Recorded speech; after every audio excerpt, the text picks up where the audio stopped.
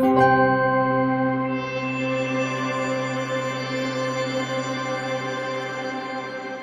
et messieurs les présidents, mesdames et messieurs, monsieur le secrétaire général, cher Paul Lu, je regrette de ne pas pouvoir être parmi vous à l'occasion de cette 8e journée annuelle de l'initiative 4 pour 1000. Je tenais néanmoins à m'adresser à vous pour rappeler l'attachement de la France à cette initiative qui promeut une agriculture productive et durable pour répondre aux enjeux auxquels les systèmes alimentaires sont confrontés. Comme vous le savez, la France soutient l'initiative 4 pour 1000 depuis son lancement en 2015 à l'occasion de la COP21 et de l'adoption de l'accord de Paris. En effet, la santé des sols est un levier indispensable pour maintenir ceux-ci en bonnes conditions de production afin d'assurer à la fois le présent et l'avenir de la production agricole et alimentaire, comme pour répondre aux enjeux climatiques et de biodiversité. À ce titre, je me réjouis de célébrer aujourd'hui le 10e anniversaire de cette initiative. 10 années de réussite grâce aux actions des acteurs qui ont rejoint cette initiative pour mieux comprendre et préserver la santé des sols agricoles. Malgré les réussites et les avancées, nous savons, mesdames et messieurs, nous savons tous que le chemin est encore long.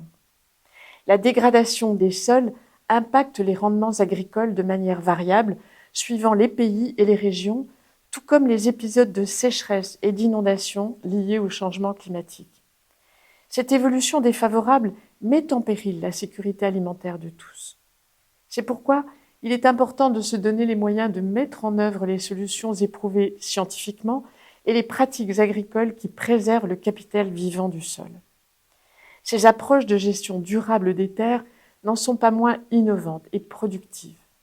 Mon ministère déploie aussi des politiques en faveur de ces pratiques favorisant la santé des sols, notamment à travers la stratégie nationale sur les protéines végétales.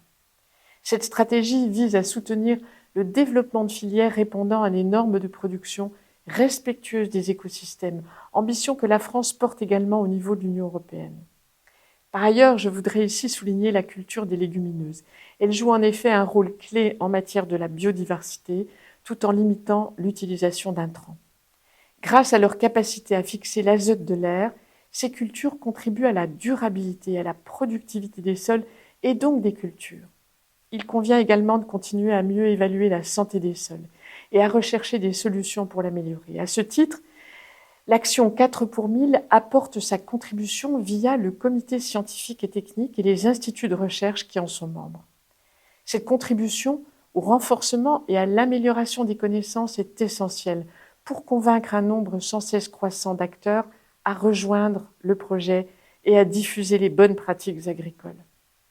S'agissant de l'évaluation de la santé des sols, je souhaite rappeler le travail mené par l'initiative 4 pour 1000 en lien avec l'organisation par la FAO, grâce au soutien de la France, par l'intégration d'indicateurs sur la santé des sols au sein de plusieurs outils utilisés par la FAO et ses partenaires.